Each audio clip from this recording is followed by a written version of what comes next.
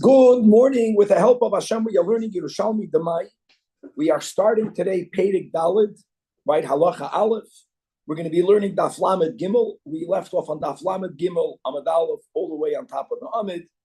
And just as a quick intro to the Mishnah, that we know that Midrabanan, one is not allowed to separate the Trumais and Maisvus on Shabbos because it's Tikkun Maneh.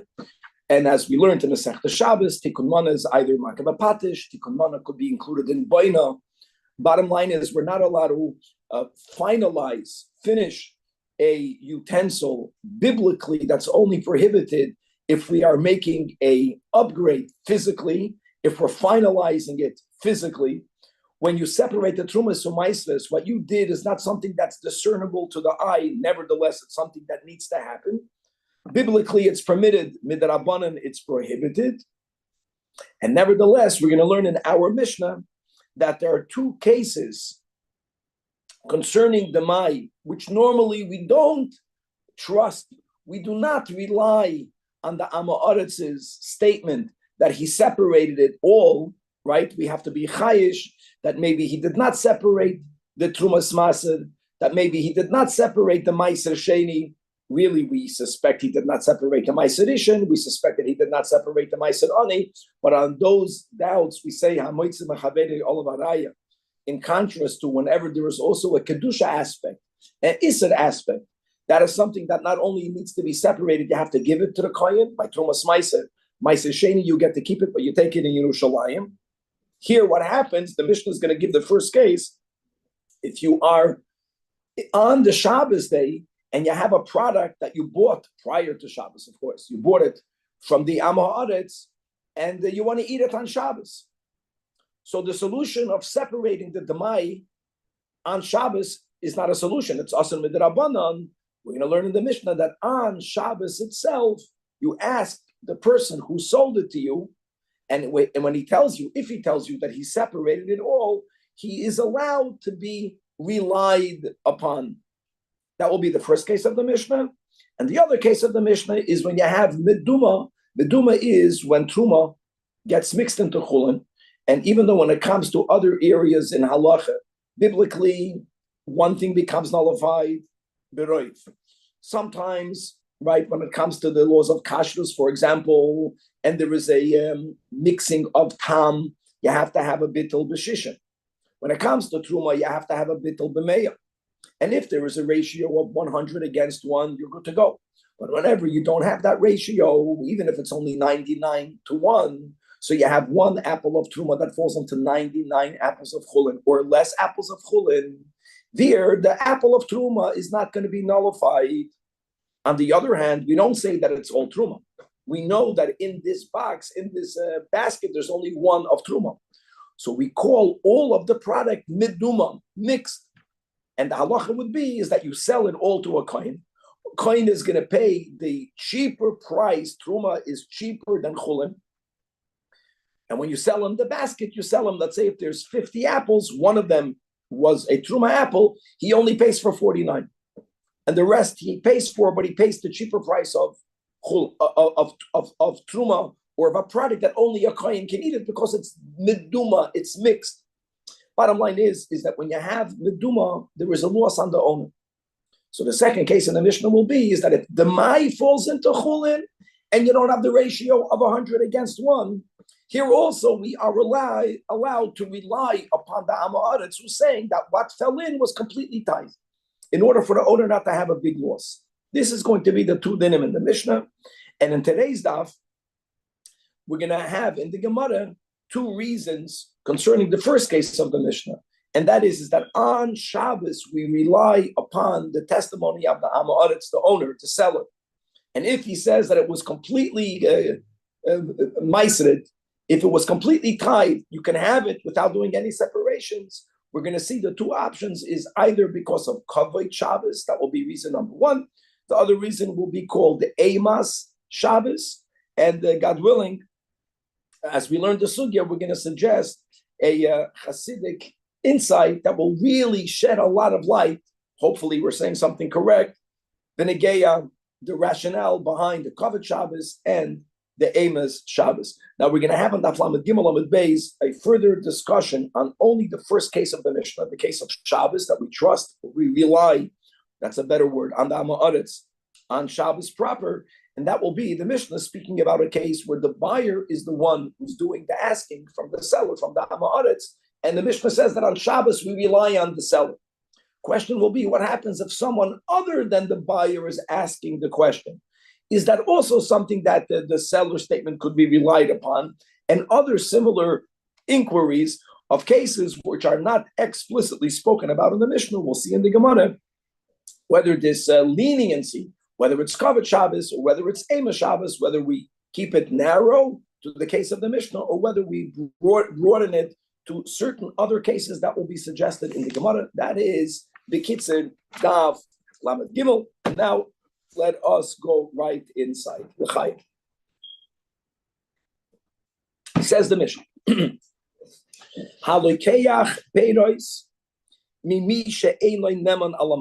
If you buy produce from someone who's not trusted concerning separating the tithes, when it comes to this line,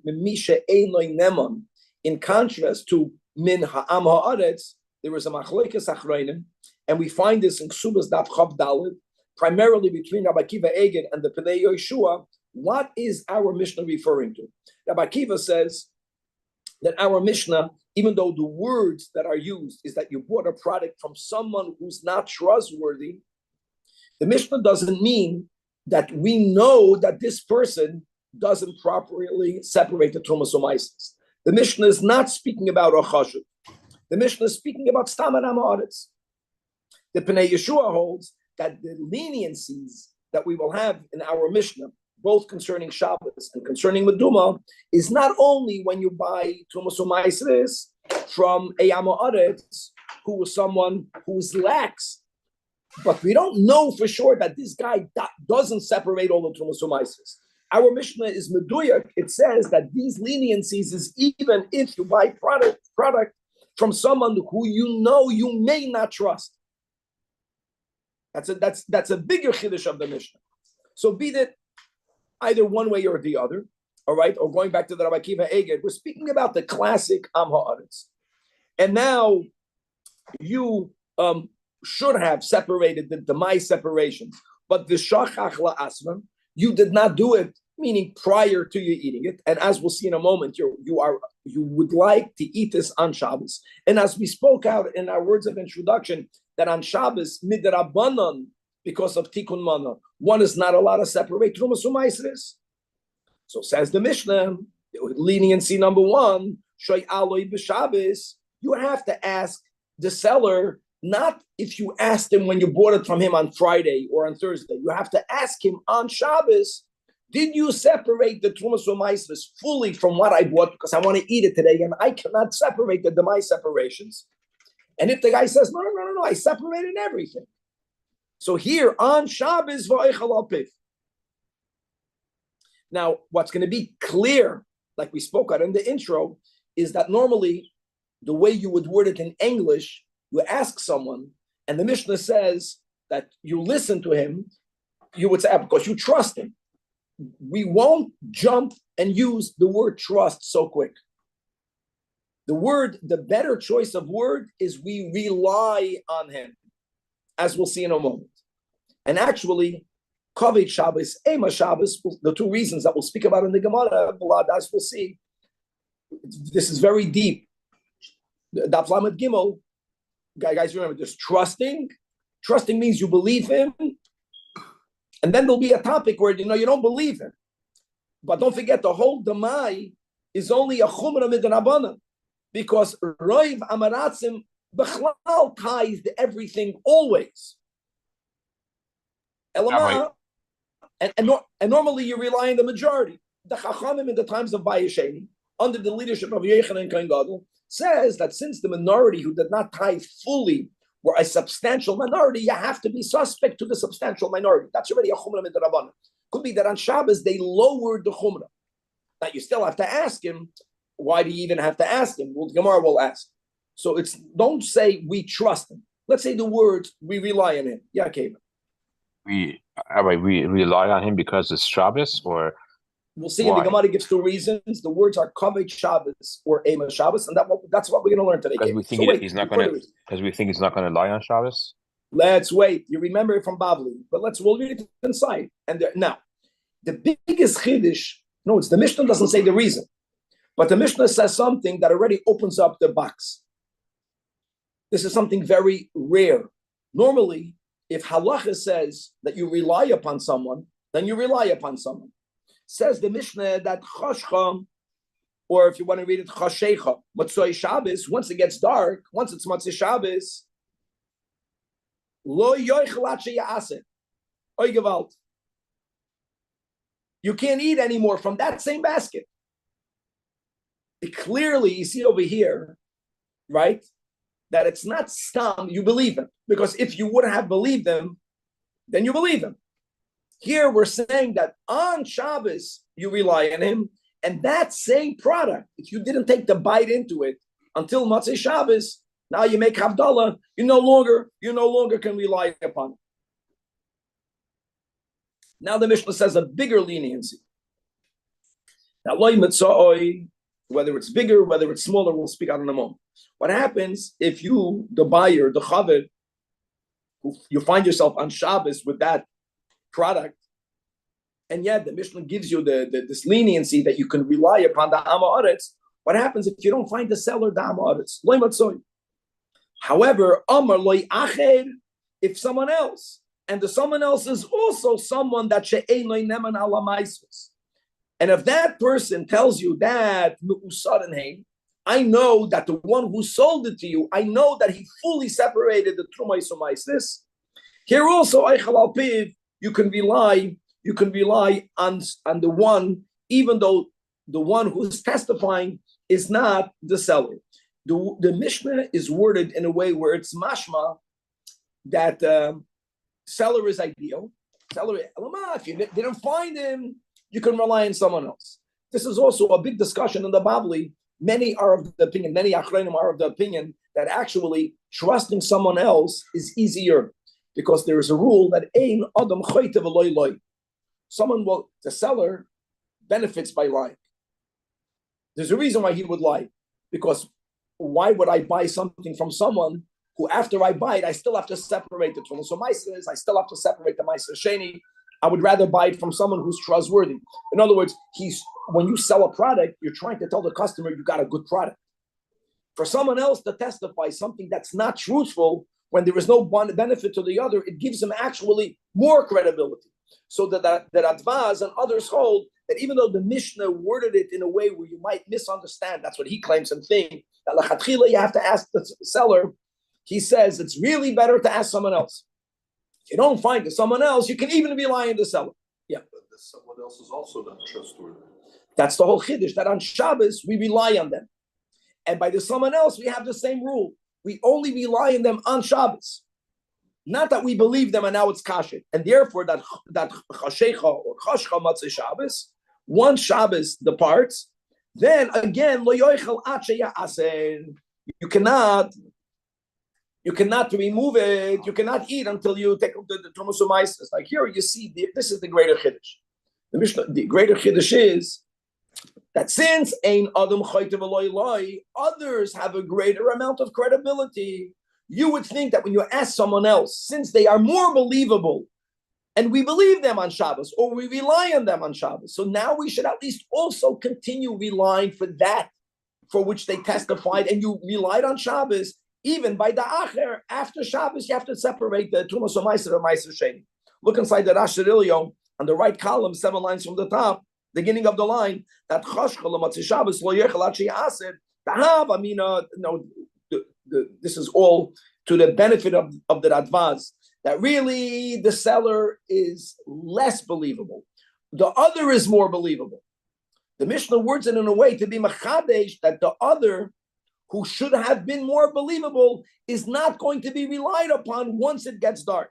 You would have thought, guys, don't forget, when it comes to the laws of kashrus, we don't have to have 2 witnesses. By kashrus, 1 mashgiach is enough. It's someone else. It's not the seller. There is one guy, not the seller, which is more reliable. And normally the rule is and therefore vili hemen, let's continue to believe him even l'matzoi Shabbos. Kumash Malan, no, that this guy is an Amaretz. Guy's an Amaretz is not a proper aid when it comes to Trumas Umaisis. Because like if someone is not eating kosher, they're not a good mashgiach for kashrus. We rely on them on Shabbos. We'll see in the Gemara why. But the point is that the reliability of Shabbos is not because you trust him, which is normally the way witnesses work.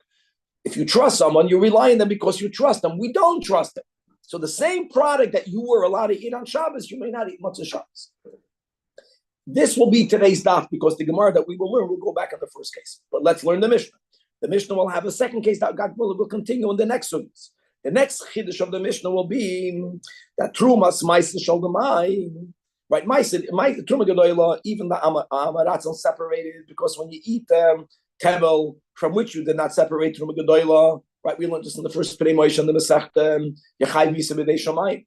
So therefore, everyone took it seriously. But the Amaratzim thought that if you do not separate Ma'aser Rishon, from which you'll have to separate Trumas Ma'aser, if you didn't even separate Ma'aser Rishon, there was no Truma Gedola in it, and there's no Misa B'dei Shamayim. That was their mistake in halacha, but that's not true. Even if you didn't separate Ma'aser Rishon, since within the Ma'aser Rishon there is Ma'aser Mena Ma'aser, which is Truma, there is still going to be a Chid Misa B'dei Shamayim. So the first thing you actually have to do by Gemai is you have to separate the Trumas Ma'aser. And someone did it. Now don't forget, guys, this is a Chumrah, because the majority of Amaratzim not only separated Truma Gedola, they already separated Trumas Ma'aser. And if they have done that, then you, the Chaver who bought the Mai, who fulfilled the rabbinic rule of separating Trumas Ma'aser, but really, it's not Trumas Ma'aser. But with the Rabbanan, you separated it. Now, this Trumas Ma'aser shechazra l'mekoima, it fell back into the chulin, the demai chulin, from which you separated it. And we know that if there would have been the ratio of 100 to 1, which you don't have by Trumas Ma'aser, because how much is Trumas Ma'aser, guys? How much is 10% of 10%? 1%. So if you have 100, then you would separate 1. The remaining would be 99 versus 1. That's not enough for bittul. Bittul by Truma has to be 1 in 100. So if it fell back to its place, means that it's called meduma, and there is a financial loss for the owner, like we spoke about in the introduction. It's not that all of it is Truma, but he can only sell it to a kohen. Only a kohen can eat all of it. And the kohen who buys this 100 will only pay for 99. And the 99, he'll pay the cheaper price of Truma. That's the problem. Oh, so now here's the second leniency. And that's not L'Kula Alba, but now Rab Shimon. Hashizuri Omer, that since there is a big loss, and don't forget the Trumas Ma'aser that you separated to begin with was only the My Trumas Ma'aser. Af B'choil, Shoyala, you are allowed to ask the seller. And if the seller tells you, yes, I separated everything, I separated the Ma'aser Rishon and I took out the Ma'aser Mina Ma'aser, Shoyala Yoichal Al Pi. Okay. And actually, just to give a heads up, that in 2 daf from now, on Daf Lamed Hey, we will see that this Trumas Ma'aser, right, and the case of Meduma, and the case of the Mishnah, is dafke if it fell back into its own chulin. Like what would happen if it falls into other chulin? The Mishnah says it fell back into itself. So I mentioned it fell into itself just to show you that it's meduma, because when it falls back into itself, you don't have the ratio of 100 to 1, that's only 99 to 1. But we'll see more about this in the Gemara. It's not just about giving the right example of the number, it's about that it fall back into its own, where it came from, or whether the Mai, Trumas Ma'aser, fell into other chulin, that will be of significance. But that will be in 2 days from now. Okay, says the Gemara. Chavraya, b'shem Rabbi Yochanan. The Chevra in the yeshiva, they all quoted in the name of Rabbi Yochanan. Now we're going back to the first case of the Mishnah. Why is it that you rely on the Am Haaretz on Shabbos Kodesh? Mipnei kavod Shabbos itiru. It's extremely important. Not because of trust to the Am Haaretz Kevan. It's nothing to do with trust. His testimony, Vlad, is garnished only for Shabbos. Don't forget, guys, before the Gzeira Midrabanan, you relied on everyone. If they told you they separated everything, you trusted them. And most of them separated everything. The Chachamim were the one that they made Gzeira. The Chachamim, in order for you to be able to fulfill the mitzvah of Kavod Shabbos, now I know there's nuance. There's Kavod Shabbos, there is Oynik Shabbos. Look inside the Rasha Ilyo. Let's go back to that when we get back to that. Now we're up to this case of Kavod Shabbos. So the Rasha Ilyo on the left column says Kavod Shabbos is Oynik Shabbos. Guys, do you remember when we learned the Rambam, we spoke out? I think it was the Gra. When do you say Kavod? When do you say Oynik? So there's an approach that Kavod Shabbos is used when you're doing something Erev Shabbos for Shabbos. Lich Kavod Shabbos. When you're eating on Shabbos, eating good food on Shabbos, Oynik Shabbos. That's why he says, now I'm going to get back to that. Al Pi Chasidus, I have a very, I think I have a great suggestion, but we'll get to that at the end. So his words is Kavod Shabbos. The Nakud of Kavod Shabbos is that his testimony is worthless. The Chachamim wanted to facilitate me to be able to fulfill the mitzvah of eating good food on Shabbos, to be Mekayim the mitzvah of Kavod Shabbos. So for that, so to say, they never put the Gezeira of the Mai on Shabbos. Now it makes sense. Why is it that Matzah Shabbos you have to separate? If you relied on him, like what happens? Like how does it work? Either rely or don't rely. Now it makes sense. You don't rely. On Shabbos, they remove the whole problem of the Mai. There's a kash on that. You know what the kash on that is? Why do you even have to ask him? Why do you even have to ask the seller? Mishnah says you have to ask the seller and then you can rely on it. If it's because of Kavod Shabbos, so the Gemara is challenging the sheet of Rabbi Yechanan in the Kavod Shabbos is lamali shayala. Don't even ask. The Gemara gives a gavaldik answer. Al yedei ila. You need to create a pretext. Really, you don't have to ask. You don't want people to think that the Maya is not so serious. You know what that ayah is? That's the Shabbos, there's no problem. When you tell the person you have to ask, other people that are watching, they it's called a pretext. It's a facade. Okay. This is very important. That is approach number one. Approach number two, and that is Rav Bibi in the name of Rabbi Chanina. No. Emas Shabbos Allah. That on Shabbos, the Am Haaretz, because of the sanctity of Shabbos, it, so to say, it upgrades everyone. And Buhu Oimer Emes. The word Ema means fear. The Am Haaretz is afraid to sin or to transgress on Shabbos. How great is that? It's moiradik. Now the problem will be if you trust him. So how can it be that Matzah Shabbos you're not allowed to eat?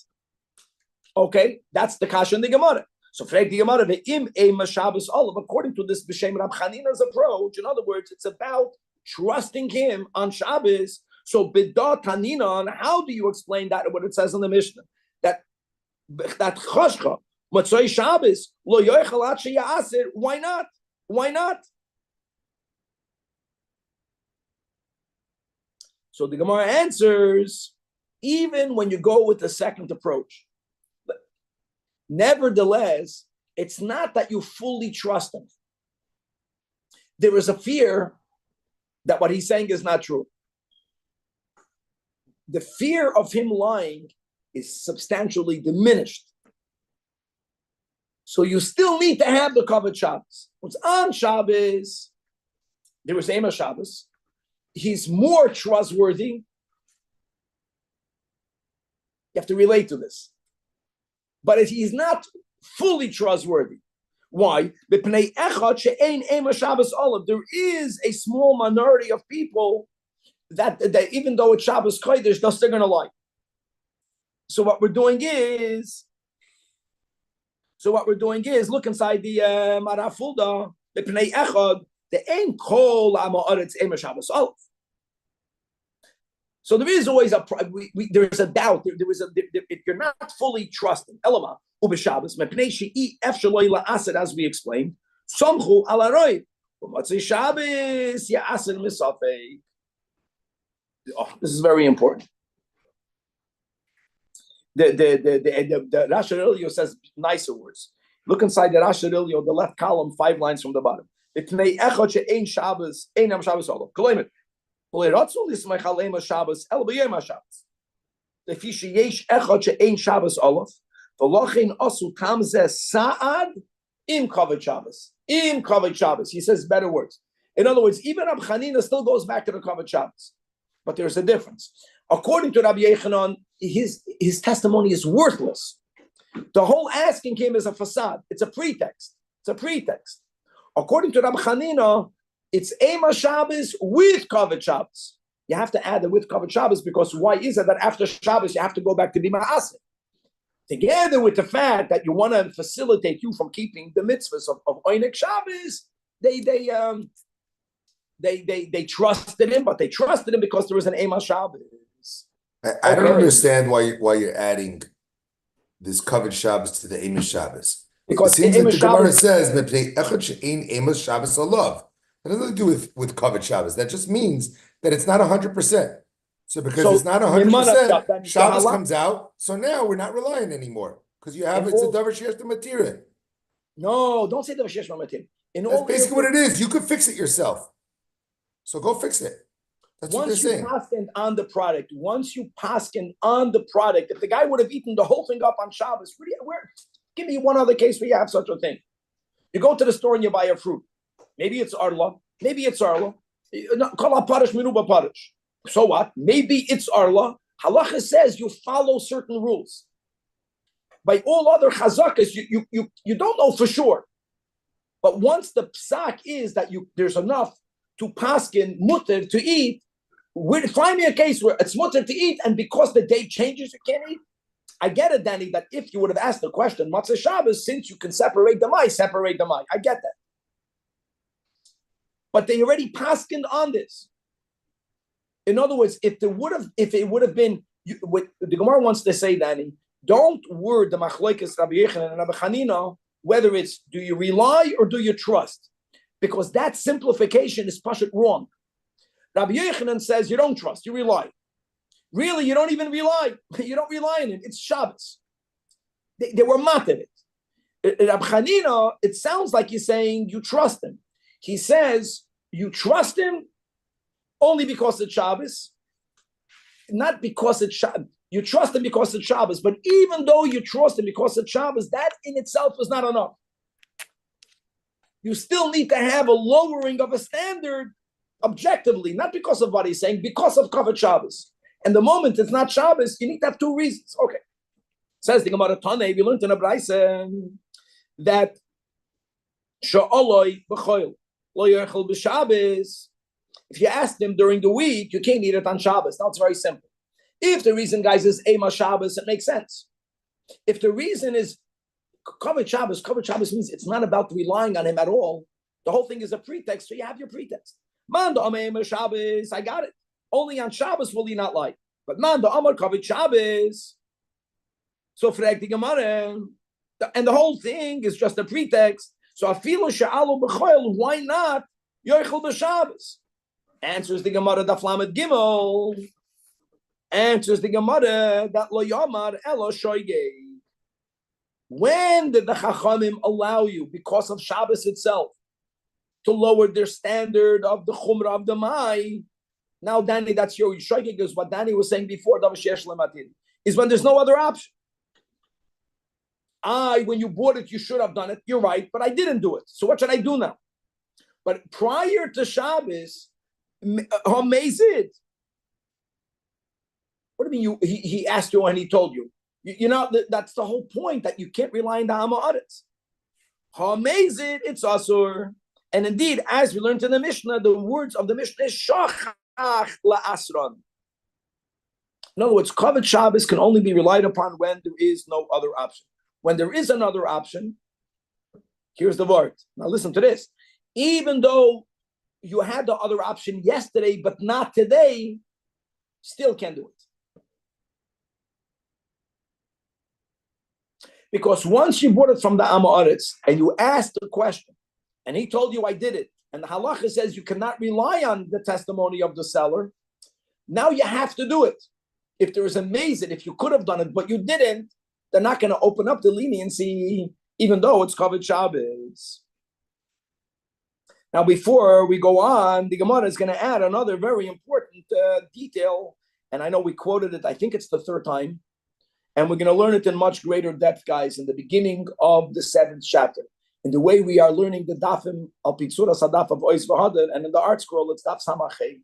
And that is that because of Ahav Asreim and Dibuk Chavedim, even when we separated the Chavedim and the Amaratzim, we already learned this topic, right? What type of Kabbalah do you have to undertake not to eat in the house of the Amaretz? Perhaps if you break that Kabbalah, you don't lose your status of a Neman, because we understand the importance of people eating in each other's homes. What happens if a Amaretz invites you over Shabbos? What are you going to do? Here again, guys, remember that because of Tikkun Mana Midrabanan, you can't be Ma'aseh on Shabbos. So the Mishnah there is going to speak about a whole new concept. And that is that if prior to Shabbos, you articulated what we will call a stipulation, we're going to get into details later. If you made a certain statement before Shabbos, even though you don't have the fruit in front of you, you don't have the produce in front of you, there is a way of you then being allowed to be Toidem Uma'asid on Shabbos in a way where you are not violating the rabbinic Tikkun Mana, and you have to do it that way. So in other words, we're going to learn in the 7th chapter, Rabbi Blauner, that if someone who was a Chaver, if you get invited by Dama Aretz, you would make a declaration. You would say something, what you'll be doing before Shabbos, and you can do it. So now that we established that Lo Yaman Ela Shoigik, by amazing, no, it's covered Shabbos is not a hard and fast rule. Since it's Shabbos, there's no issue with the Mai.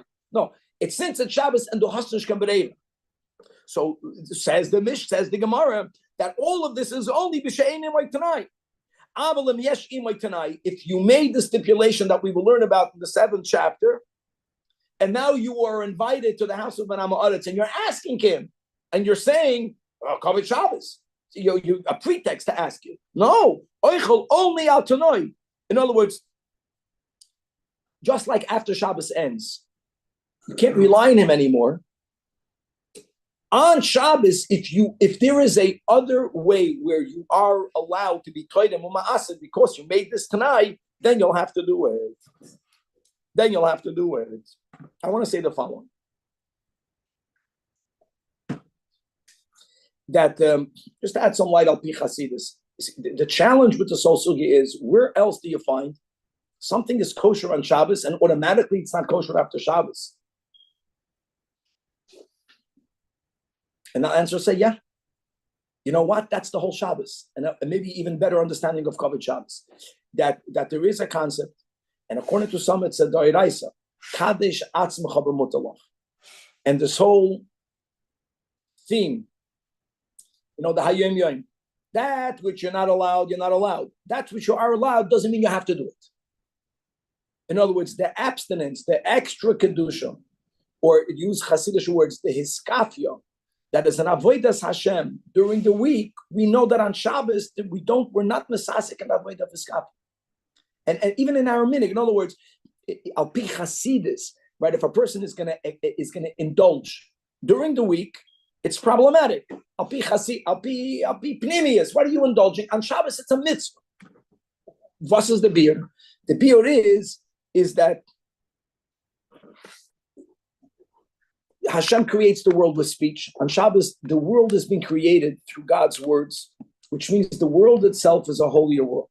Do you know that great tzaddikim, like the Abderov, his avodas Hashem was by eating a lot of food. He would eat tremendous amounts of food. Holy people.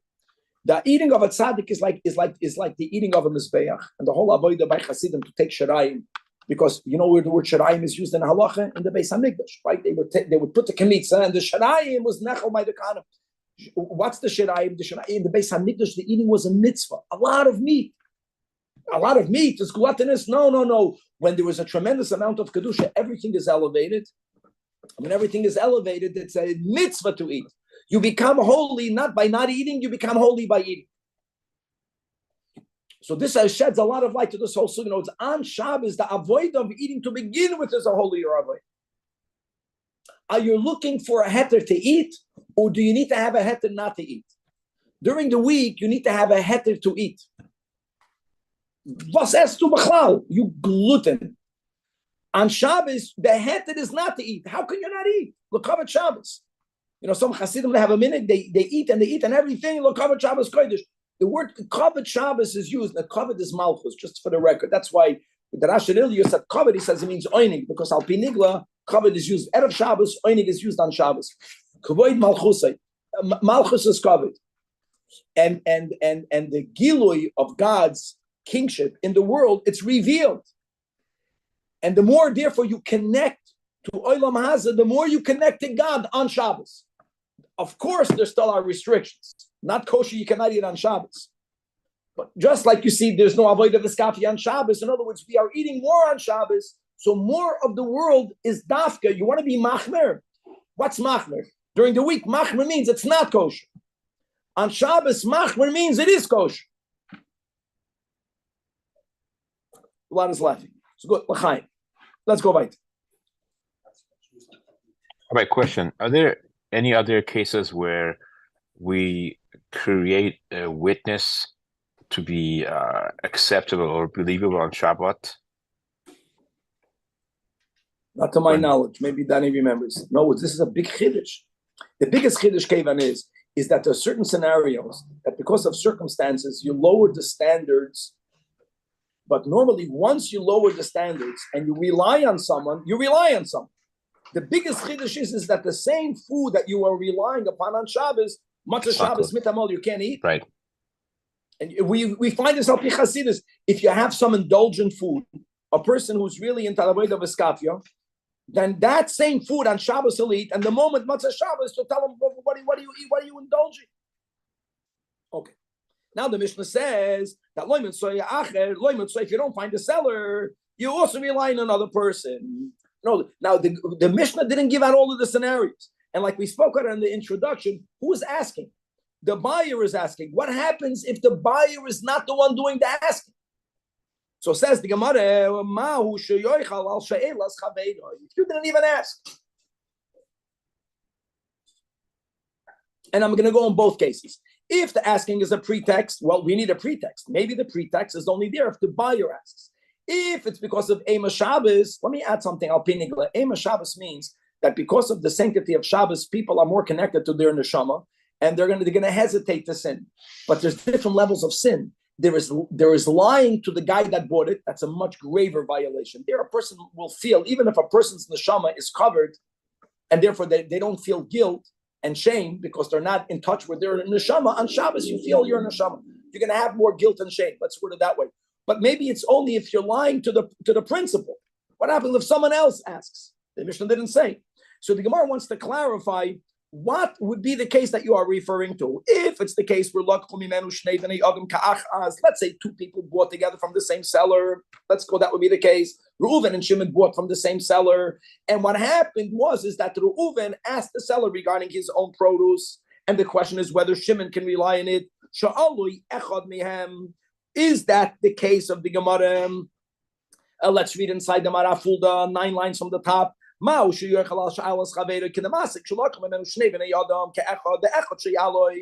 and the question will be, if Shimon can eat on Shabbos because they bought it together, the Gemara says, no.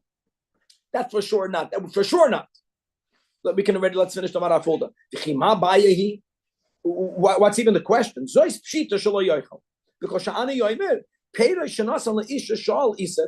Because when Reuven asked the seller, did you separate the tithes? And we're going to believe him. Who says he separated the maises from both pekalach? Like, it doesn't prove anything. Let's read it inside in the Gemara. The Gemara says, no, that's not a kasha. Until either sheya'asid before Shabbos or on Shabbos v'ache yisholenu. Why is that? Because ani oimer. Because meaning we objectively will say shol zeh iseh and v'shol zeh lo yiseh. In other words, there's pretext. Not let's go with Rabbi Chanina that it's verification. I think that's a good word, right? Pretext means b'chal you don't need it. It's just a cover up, or it's a verification that's good enough for Shabbos. You don't have that. Now, mashma. What happens if Reuven on Shabbos asks the seller, did you tithe what you sold me and Shimon's?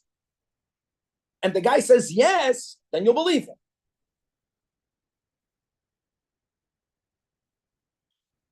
The Gemara is not saying what I'm saying, but that's the way I understand what's implied from the Gemara. In this case, we don't believe him because the other never asked. Now let's go to another case. What happens if let's say there's only one buyer, Reuven bought 2 baskets, and he only asked regarding 1 basket. Here also, could he eat the other basket? No. If he didn't ask, there's no pretext and there's no verification. Because just because the seller, the Am Ha'aretz, testified that he separated Trumas U'Maisros from basket number 1, it doesn't mean he separated from basket number 2. Same thing. Again, Ashniya lo yoichel ache ya'aser or ba'ache yisholenu, because again, ani oimer ze iser v'ze lo iser. The case that I'm mentioning, the Gemara is not saying. The case that I'm mentioning is what happens if Reuven and Shimon, 2 buyers. Reuven bought. Reuven asks the seller on Shabbos, listen, I'm a chaver. I know I came with Shimon the chaver. We are allowed to rely on you on Shabbos. Were you taidim u'ma'aseh? I think he could be believed if he testifies regarding Shimon's.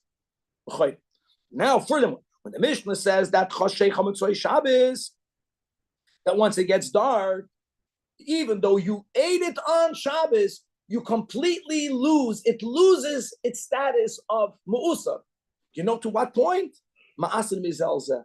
Guys, we always keep on repeating that if you have 2 piles of produce, and even if both have to be tithed, but if the chiyuv is not on the same level, let's say one has to be tithed midoraisa, the other has to be tithed midrabanan, you cannot be ma'aser mizeh al zeh. It's called michiyuv al aptur miptur al chiyuv. So the Gemara is saying that this gewaldige thing of the Mishnah, on Shabbos you rely on the Ha'aretz, and that food itself is no longer kosher matzah Shabbos. It's mamish, not kosher like any other damai. So after Shabbos, you can be ma'aser from this damai that Shabbos wasn't, that reverted back on a normal damai. That ma'aser is al zeh. The Gemara says, hold on. Man, the Amr b'nei Kavod Shabbos.